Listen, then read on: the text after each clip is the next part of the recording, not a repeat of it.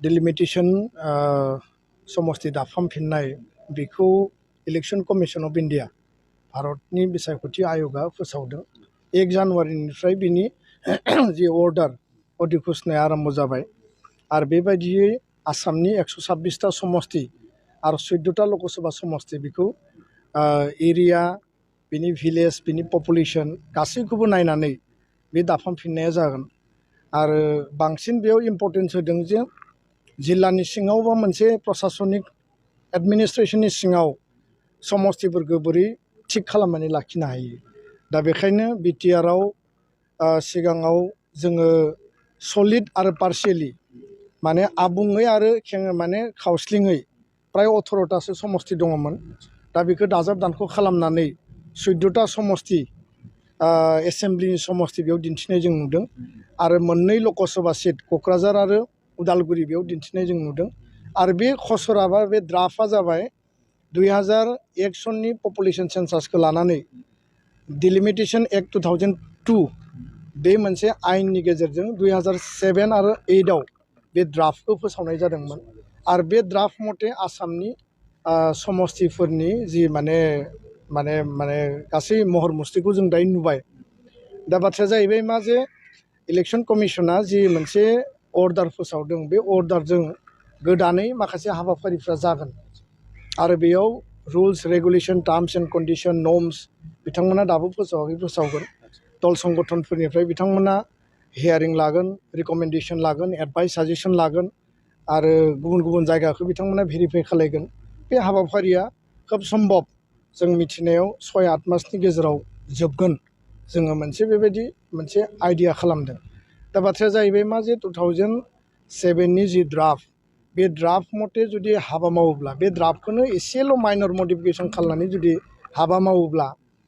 2007 नि जि ड्राफ्टआव दङ मा जे क'क्राझार लकसभा समस्तिया जोङो 75 बोसोर भारत उदांस्रिनि उनाव इन्डियान पार्लियामेन्टआ जेला दाजादों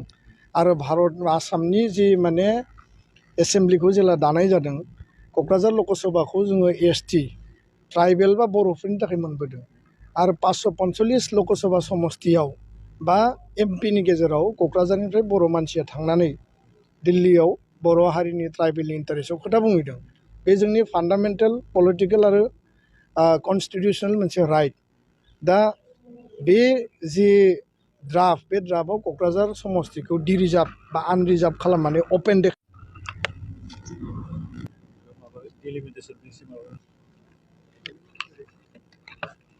इउनाइटेड बर' पिपल अर्गेनाइजेशन खौसेथि बर' सुबुं आफादनि 9थि बोसोरसालिया जुथुमा एनुवेल कनफारेन्स गुवाहाटीनि बे श्रीमन्त शंकरदेव कलाक्षेत्रआव लानाय जादों आरो दिनै नैथि साननि हाबाफारियाव मोनसे सेमिनार दङमोन चेलेन्जेस एन्ड स्कप माने इन ग्रेट बड' nation building with United social movement बे मोनसे टपिक होदों बिथांमोना आरो बेखौ लानानै आंखौ बिथांमोना बेखेवगिरि आलासि हिसाबै लिंहरदोंमोन आं गिबियावनो इउबिपिअनि आफादगिरि गाहाय नेहाथारि बिथांमोननिसिम साबायखर बावदों बर'नि गासै माहारियारि आफादफोरा बा ससियेल अर्गेनाइजेशनफ्रा खौसेयै हाबा मावनायनि बेयाव मोनसे एजेन्डा लानानै बे सेमिनारखौ लानाय जादों जेब्ला बर' हारियाव बेबायदि माखासे संकट फैदों खैफोद फैदों आरो जोंनि सार्भाइभेल आरो जोंनि रैखाथिनि कुइसन फैदों बर' हारियाव जिखि आफाद जाया मानो जिखि दल संगठन जाया मानो जोङो खौसेयै गसंबोदों आरो बे उदांस्रिनि सिगां आरो उदांस्रिनि उनाव जि थासारियावनो बर' हारिया खौसेयै जोङो नांनाय समाव जोङो ज' जानानै हाबा मावबोदों आरो बे माखासे बाथ्राफोरखौनो दिनै बेयाव सावरायनाय जाबाय बे मोनसे मोजां टपिक आरो बेखौ लानानै जोंहा इनडेप्थ डिसकासन आरो स्टाडि खालामनांगौ दंबावो दा बेखायनो इउबिपिअआ दिनै गोलाव सम गोबां समाजारि हाबा मावनायनि उनाव 9थि बोसोरसालिया जुथुमा खुंफैनो हादों बे जोंनि थाखाय जोबोद बाख्नायथाव आरो उननि समाव समाज आरो माहारिनि थाखाय बिथांमोना हाबा मावलांगोन सेबा खालामलांगोन आं बेखौनो मिजिंथियो आरो जोंनि गेजेराव मोनसे खौसेथियै माहारि दानायनि थाखाय जोङो माहारिनि जायफोर जेंना जेंसिफोर दङ समाजारि रांखान्थि जोंहा एन्टि ससियेल जायफोर एलिमेन्ट्सफोर दङ एक्टिभिटिसफोर दङ लोगोसेयैनो नैबे जि जोंनि सोलोंथाइ जेंना जेंसि बर' मिडियाम बर' राव बिनि सायाव जोङो ज' हाबा मावलांनांगोन। एकर्ड इमप्लिमेन्टेसननि थाखायथ' जों बयबो ज' हाबा मावनांगोन, बेखौ जोङो गारनानै मालाबाबो जोंनि हाबाफारिया जोंनि सिमाङा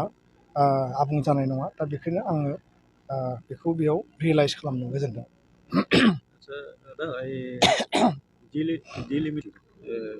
लोगोसे अदालगुरि डिलिमिटेशन समस्ति दाफामफिननाय बेखौ इलेक्शन कमिशन अफ इन्डिया भारतनि पोस्ट नट अनलि पोस्ट प्रभिन्सियेलाइजनि बाथ्रा बुङाखै, जों कलेज प्रभिन्सियेलाइजनि बाथ्रा बुंदों। 2017-18नि एक्टआव पोस्ट प्रभिन्सियेलाइजेसनमोन, जायनि थाखाय सोरबा टिउटर जादों, सोरनिबा माने पस्टआ जादों, सोरनियाबा जायाखै।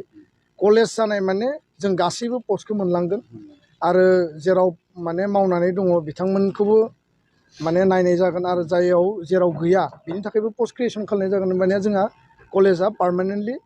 माने सेटेल जागोन। दा बेखायनो नर्म्स थानाय नर्म्स गैयै बे गासैखौबो लानानै सरकारा नायबिजिरगोन, भेरिफाइ खालामगोन।